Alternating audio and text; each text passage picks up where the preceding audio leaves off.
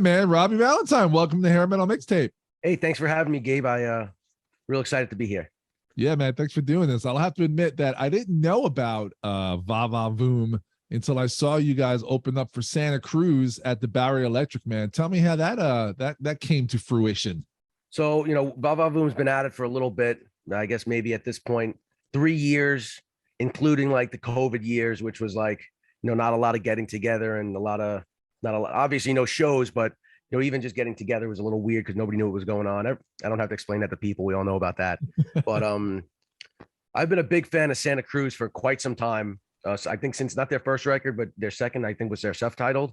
So I really like them. And then I just heard that they, every time I got like an alert on maybe Bandcamp or one of those websites that say they're coming to town in August. This was probably back in April, I think. So I did some digging on Google and the internet and found out who were opening for them and who their management was. And I wouldn't say harass them with emails, but definitely sent them a few to the point where they were like, all right, well, we have to look these guys up and see who they are. And I guess their management looked us up and went to the band and said, what do you think of these guys? And they said, they sound pretty good. They look cool. Like, let's have them on. So we ended up jumping on as, I guess, direct support for them or whatever. And they were really cool guys, cool for me because I'm a big fan of their music and I got to meet them and stuff like that. And we had a great time playing. It was a sold out show. So, I mean, everybody, there were people there that, knew some of the words to our songs, their songs. It was just a great time. And, awesome. That's how that happened. And, we were really excited. So, and of course, you were there and we hooked up. So now this is like doubly exciting for me as well.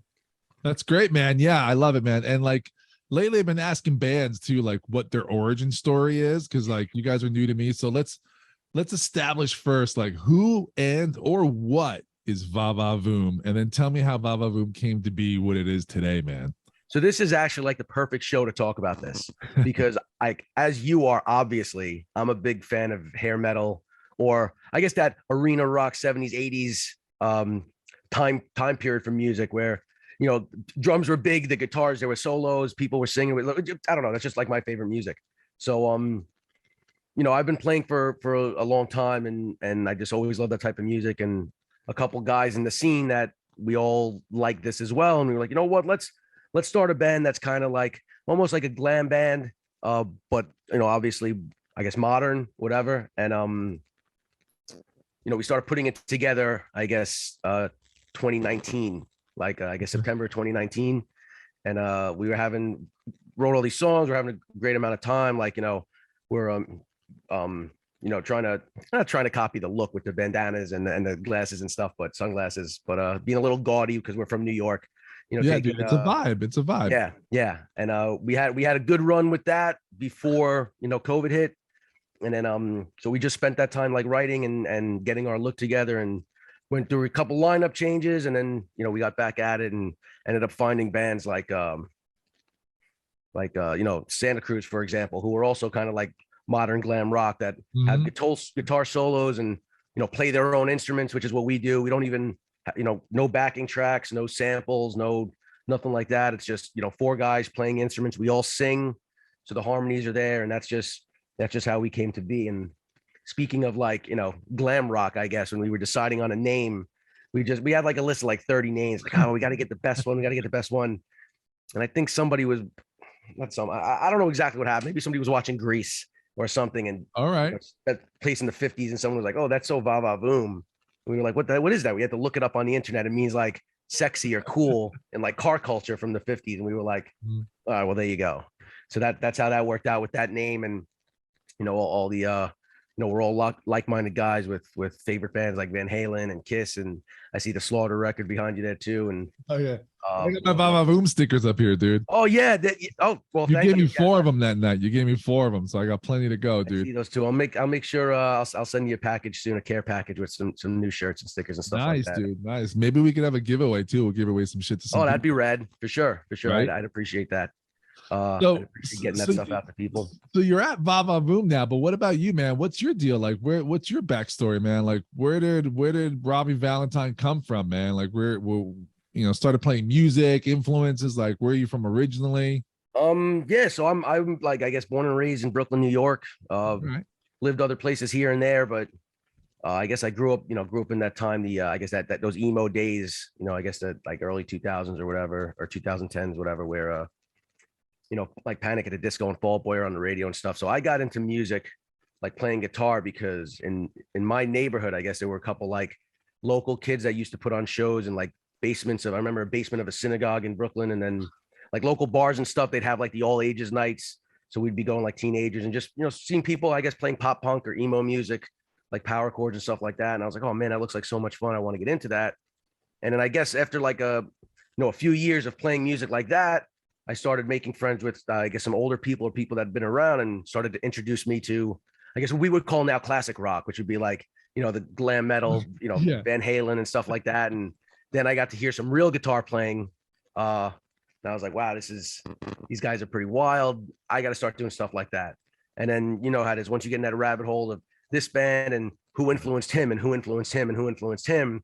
And now I have, this giant record collection and Spotify with endless songs on a thumb click away. So that's how we got into it. I've been playing in a few bands in New York.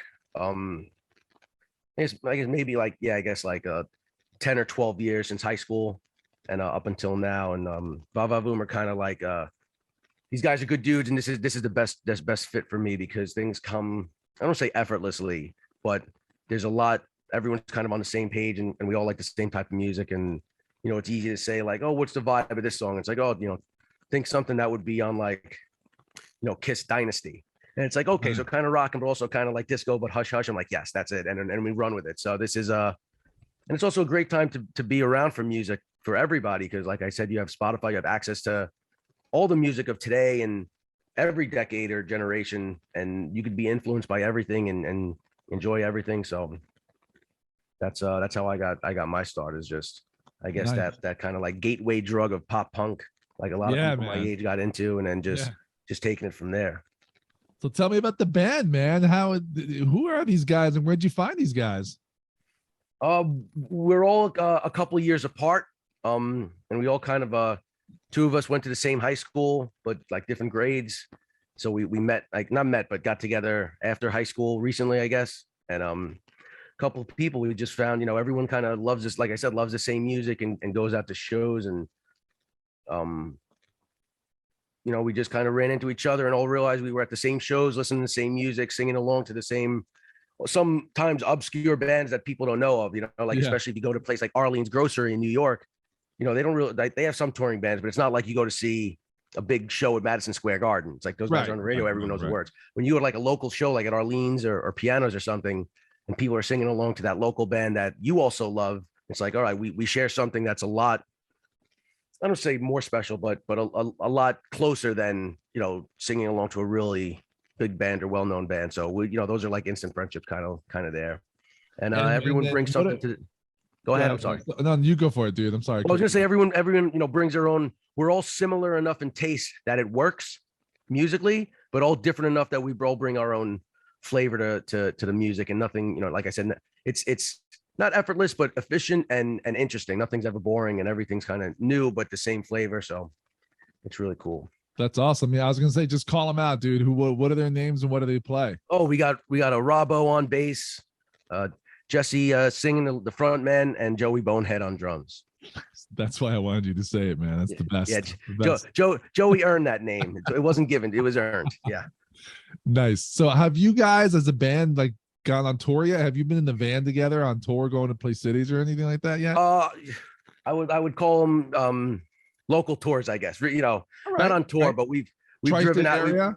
We've been to I guess Pennsylvania, Jersey, Delaware. We were Massachusetts, like out of New York a little bit, but nothing crazy. Like I said, like we kind of, by the time we got our feet under us and we were kind of ready to roll out, like COVID hit, which is a story I guess a lot of people have. But yeah, right. We're kind of, I guess, recently just building it back and getting started again. So, but it's exciting for us because I guess in the last, I guess maybe 3 or 4 months, we got that gig with Santa Cruz, which is cool, and we got some out of state gigs. And it's funny too. We were talking earlier about social media and how now it's like there are a lot of things that social media are I don't say bad at, but it's not just about writing songs and putting them out anymore. It's like you have to be an entertainer online as much as on stage. But the cool thing about social media is something like, Instagram or Facebook is you could see how you play a show someplace, and then within the next 2 or 3 days, you see how people are adding you, following you, commenting things, posting, pictures or stuff, like tagging you in it. And you could see that people they're not just in the room saying, hey, that was pretty cool, man. And then that's it. They're taking the time to look you up and listen to you and kind of see those numbers go up and stuff like that. So it's cool to get that, like, to know that you're really, people are really having a good time coming out to see you and stuff like that. And we're putting on a show that people remember, and I don't say touches them or whatever, but you know what I mean? Like it's almost like an a visual experience they're never going to forget. Yeah. And then social Right. media is working the way it's supposed to fucking work. Right. We're good, like to spread the word. Right. Very cool. I mean, is it weird, like, for me to like have to, post something every few hours on Instagram, because I'm not really like a look at me guy, but Right. off stage at least. But to know that people, like, maybe I'm making them happy with our music and stuff the way other people made me happy. So that's kind of a cool feeling. Yeah, man. And speaking of which, dude, before the interview, I'm going to be playing. I'm going to be spinning "Coming Out Swinging." So tell me about that one, dude. That's a great opener for the LP, by the way, or the EP. Sorry, that "Coming Out Swinging." That's a great song. So, yeah, tell me about that. Thank you. Yeah, we wrote that during that whole EP or whatever. We wrote whatever record, I don't know, like nothing's printed yet, it's like on the internet, whatever. So that whole record we put together, a lot of it we wrote, during COVID.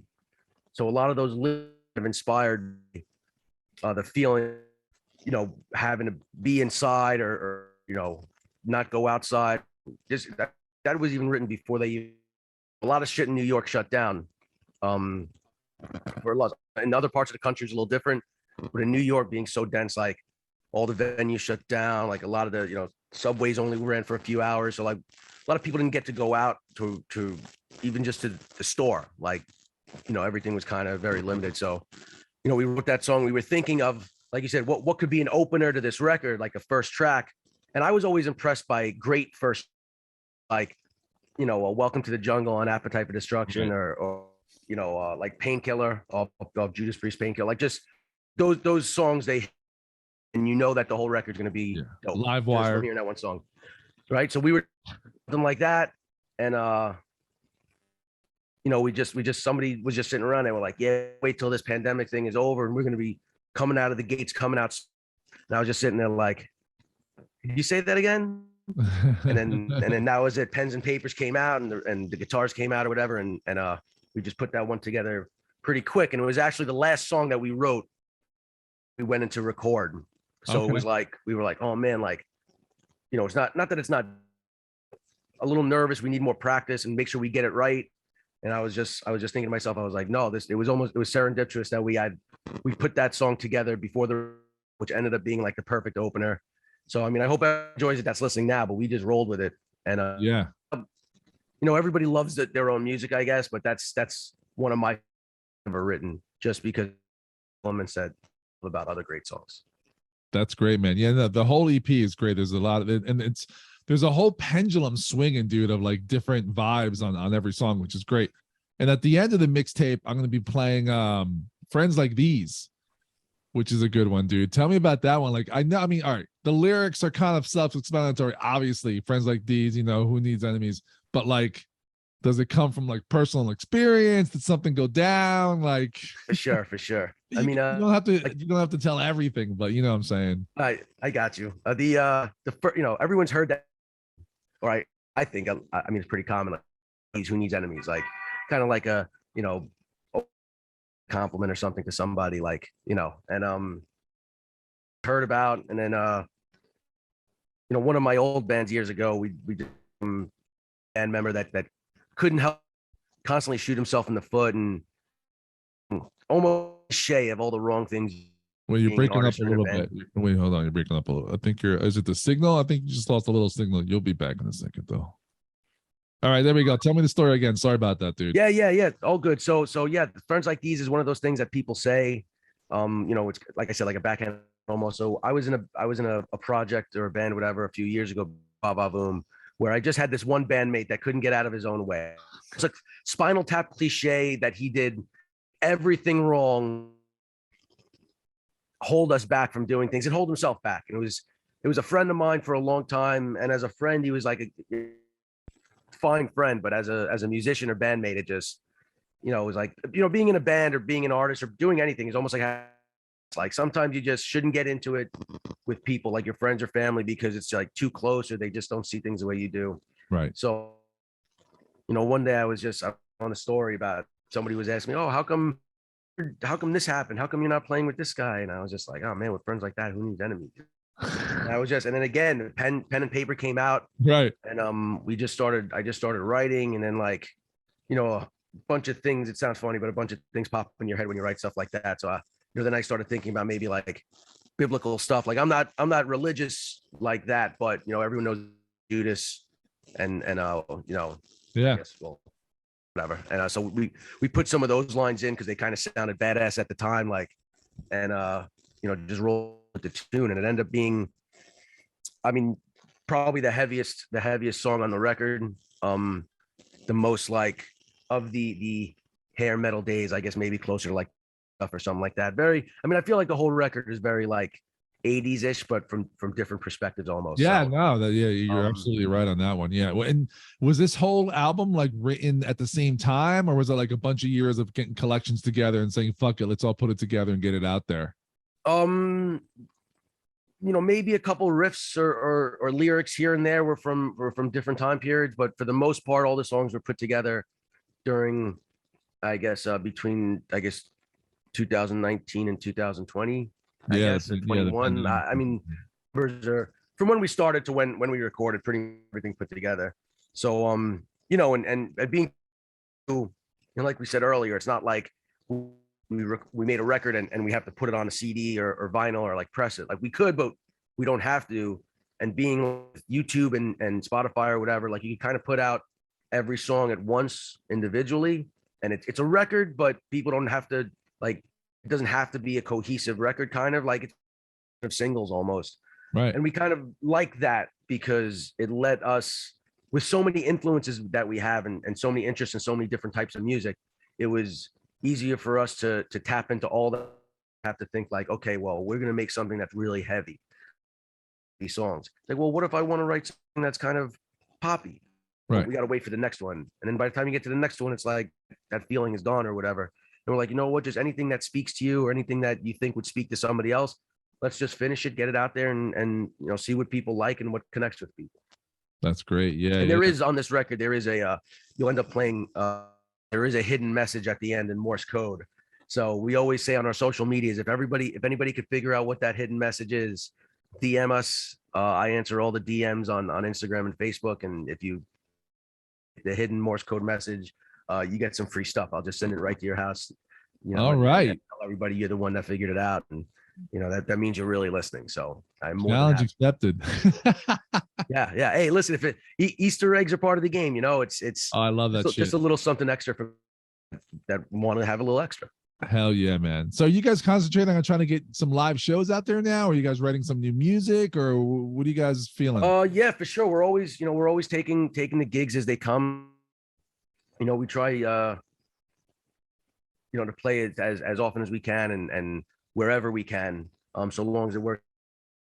And we're always writing too. Like I'm always writing, and it's, you know, it's more of a balancing act now between the live stuff and the writing and the recording.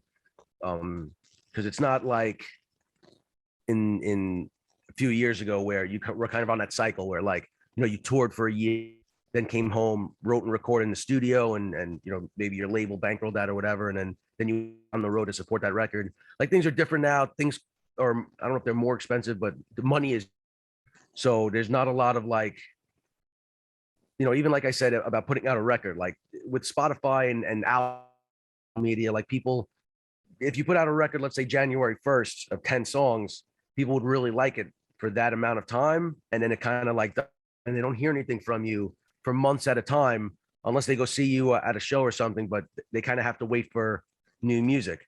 And I feel like with us, we're kind of in, not a cycle, but I feel like a lot of younger bands or bands nowadays that are still active are in this kind of way where you can write a song or two about how you feel or what's going on now, and then quickly go record it and get it out to the audience Yeah. who feel that way as well at that time without having to wait like for your next album cycle. And then by that time, maybe that song touches on a topic that was an important topic a year ago, but at this point, maybe.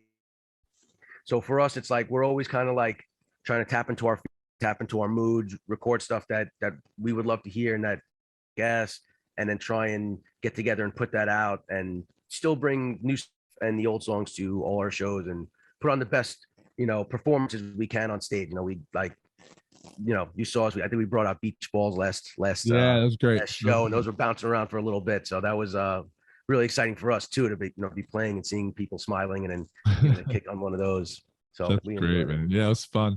So for the peeps who can't go out and hit some beach balls around with you guys, where's the best place to find you guys on the interwebs? We are on I guess just like almost everybody else, we're on Spotify. You could just look up Va Va Voom or Va Va Voom Rock might be is like the Spotify URL, whatever. And you could find us on almost every social media from Instagram, Facebook, TikTok, YouTube. They're all the socialmedia.com/Va Va Voom Rock. VAVAVOOM ROCK. And yeah, nice. we're everywhere and we're trying our best and we're putting out new stuff. Hopefully January. Hopefully January 2023, we should have a new record out. But no promises because you know how things go. But we're really excited for that. And we'll be playing around soon. So if anyone's listening to this in any part of the country and they listen to Va Va Voom and they're interested in seeing us live, like I said, I answer all the DMs on the socials. Just shoot me a message and we'll do our best to get out there. Cool, man. And merch too, right? People can get some merch to get some of these stickers, right? Yeah. And stickers, I'll get them out to you. I'll put them in a normal white envelope and send them to whoever wants one, and they're free at the shows. And if I think we have a Shopify, so it's vavavoomrock.shopify.com or whatever. The links on all our social there, and you go over there and grab a shirt or something. And if you want to support, we really appreciate that. And that's that with that. So awesome. We're always trying to put out whether it's music or merch or show. We're always trying to do something new every time out. So a lot of the shirts we have and stuff are maybe limited edition artworks that friends together or we put together, and we just make a couple shirts and then that's it, on to the next art. So everyone that grabs something has something that's one of a kind, unique, maybe not one of a kind, but one of 25 or one of 50 or something like that. So limited edition. Yeah. So it's special, and there won't be another one of those. Awesome, man. And you said before this interview you went to get some pizza, dude. Do you have a favorite pizza spot? Oh man, I mean, it's hard, dude. It's hard. I live in Brooklyn.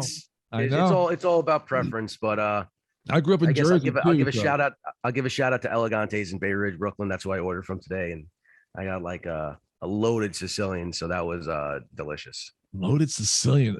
I'm a Sicilian guy myself, dude. Got sausage, meatballs, pepperoni, onions, peppers. I mean, whatever I think they just grab toppings and throw them on, and I was like, it hit the spot. I said, when I trying to stay away from stuff up like that to keep in fighting shape and keep the vocals going. But sometimes pizza just hits the spot. I don't know what to tell you. I'm still working on my COVID-19. Right on, man. Yeah, I hear you. Cool, man. I'll just do extra steps tomorrow. That's all. Yeah, there you go. Go out for a little walk. You'll be all right. Cool. Anything I missed you think the listeners should know before we go, or we got it all? Oh no, man. Listen, I'm Gabe. Thank you so much for having. I'm so happy I met you at the Santa Cruz show at the Bowery Electric, which is anyone's in town and looking to catch a show. They pretty much always have quality bands at that place. Yeah. And I'm glad I discovered this show as well, because I've been listening for the past 3 weeks. And thanks. Love the stuff you're playing and love tuning in. So thank you for that. Thank you for having me. Thank you for what you're doing for everyone else who's listening, and for this quote unquote subgenre of music that's might not be the most popular right now, but it means a lot to the people that do love it. So yeah, I don't know about you, but I'm pretty sure I just saw fucking Motley Crue at a stadium you're right, a couple months ago. So I don't know. Everyone keeps talking about how grunge killed hair metal, but yeah, you're right. Hey, the numbers don't lie, right? Right? Numbers don't lie. Yeah. So thank you for this, and yeah, man, keep rocking. Robbie Valentine of Va Va Voom, man. Thanks so much. It's been an absolute pleasure chatting, dude. And let's do this again sometime. And we'll see each other in the city, dude. I'm gonna be back in the studio anyway at Brooklyn, at Radio Free Brooklyn, dude. So you guys should come down to the studio one time and bust some balls over there. Oh, for sure. I would love that. Actually. We'll talk about that off air with the details, but don't threaten me with a good time. That's I'm always down. Thanks, Gabe. Have a good night, man. I'll talk to you soon. You too, man. All right, peace.